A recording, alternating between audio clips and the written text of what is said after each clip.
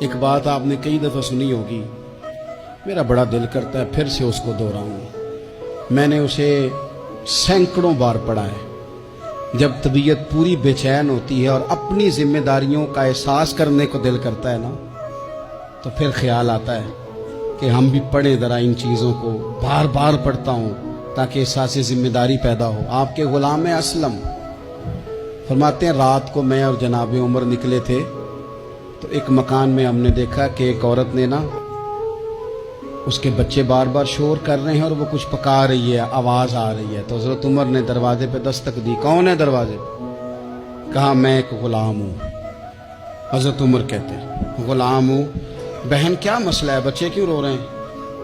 تو be be کہنے لگی تمہیں کیوں بتاؤں، جاؤ نا اپنا کام کرو۔ حضرت عمر نے اصرار کیا تو تلخ لہجے میں، جس سے غصہ نہیں کر جاتے حکمران، councillor, chairman, M P M N A, ناراض نہیں ہو جاتے، اس تلخ لہجے میں بی بی کہنے لگی دعا کرو اللہ میرے اور عمر کے درمیان قیامت میں فیصلہ کرے۔ کیسا حکمران ہے کہ اس کی حکومت میں میرے بچے بھوکے سوتے ہیں؟ یہ میں نے پانی میں روڑے ڈال کے چڑھائے ہیں، لیکن یہ پیٹ کی بھوک یہ بڑی ڈاڈی ہوتی ہے، یہ نیند بھی نہیں آنے دیتی۔ خیال تھا رو دو کے سو جائیں گے، پر سو بھی نہیں رہے۔ حضرت فاروق اعظم دوڑے گئے، گھر سے سامان، اناج، غلہ کندھے پہ رکھا۔ خادم کہتے میں نے کہا کہ مجھے دے دیں۔ فرمانے لگے چل تو وعدہ کرنا قیامت میں بھی میرے بوجھ اٹھائے گا۔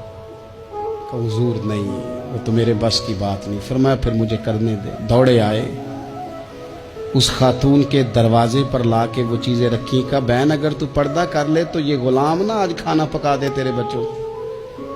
پھر وہ گھی چڑھا کے، چینی ڈال کے، کچھ سامان پکتا تھا وہ کھانا پکایا۔ غلام کہتے ہیں جب پھونکے مارتے تھے تو داڑھی سے دھواں نکلتا تھا، آگ جلاتے تھے دھواں نکلتا، پھر کھانا پکایا، پھر ان بچوں کو کھلایا۔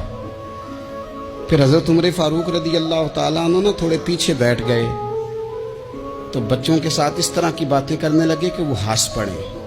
جناب اسلم کہتے ہیں بچے اس بیوہ کے ہنستے تھے، بچے ہنستے تھے اور عمر روتے تھے۔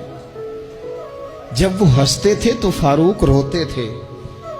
پھر وہ بچے آہستہ آہستہ لیٹنے لگے، اور جب وہ سونے کی طرف بڑھنے لگے تو حضرت عمر کہنے لگے بہن میں جاؤں؟ کہنے لگی رب تیرا بھلا کرے، میرا کلیجہ پھٹ جاتا اگر میرے بچوں کو آج شام بھی روٹی نہ ملتی۔ تو سیدنا فاروق اعظم رضی اللہ تعالیٰ عنہ کہنے لگے پھر تو میرے لیے دعا کرے گی؟ کہنے لگی میں دعا کرتی ہوں اللہ عمر کی جگہ تیرے جیسا کو نیک آدمی بٹھا دے۔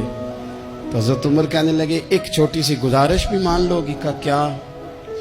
فرمانے لگے کوئی یہ میری خدمت اگر پسند آئی ہے تو عمر کو معاف نہیں کر دیتی؟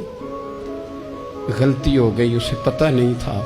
اپنے منہ سے کہنے لگے سیاںا بھی نہیں، باشعور بھی نہیں، اسے چاہیے تھا خلافت کی ذمہ داریاں نہ لیتا۔